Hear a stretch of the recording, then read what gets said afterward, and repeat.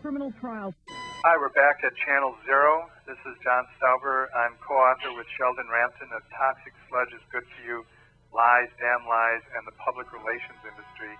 And tonight we're going to look at how surveys and pollsters and psychodemographics are used to manipulate our minds and our policies.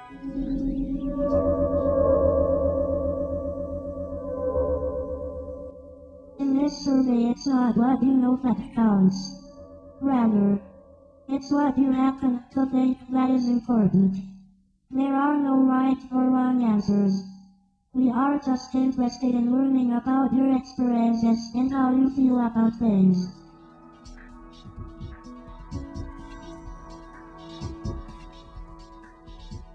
Of course, when someone calls you on the phone and says they want to hear your opinion, that's sort of flattering. So a lot of people say, sure, I'll tell you what I think.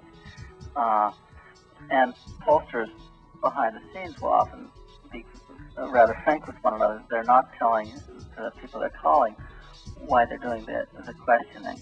In one respect, I don't see public opinion research as anything other than an evolution of a politician's desire to understand where their public is at on issues.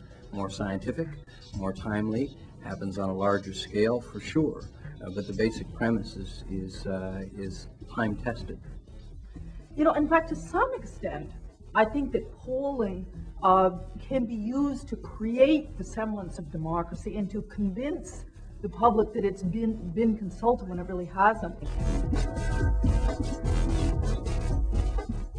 Well, one thing you have to look at when you look at opinion polling is the fact that it basically targets some of the most shallow attributes of human emotion and cognition. It looks for hot button issues that we feel emotional about. It looks for people who are basically uninformed who have emotional response to issues.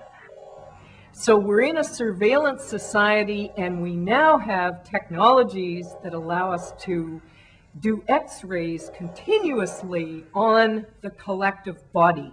Today, if you came to me and said, Frank, I'd like you to give me a national poll on what people thought of this particular TV show, and I'd like to know 24 hours from now what people thought, I could go out and design the questionnaire, enter it on our computer-assisted telephone interviewing network, talk to some of the supervisors who will then assign this to the 70-odd telephone lines connected to computers and talking people, produce and translate the questionnaire, have it all entered directly into the computer as the work's going on, statistically analyzed, and give you your runs and breakdowns and a basic report by midnight, if I had to. Now, typically will take a little longer, but it just gives you a sense of how quickly the technology has changed the capacity to do this kind of research.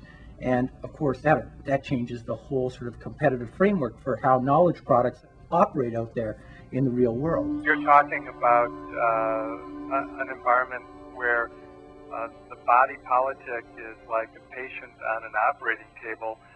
The surgeons are the PR, marketing, and advertising firms, and the electrodes are attached, and the signals are read on a constant basis, and then the decision is made on where to cut.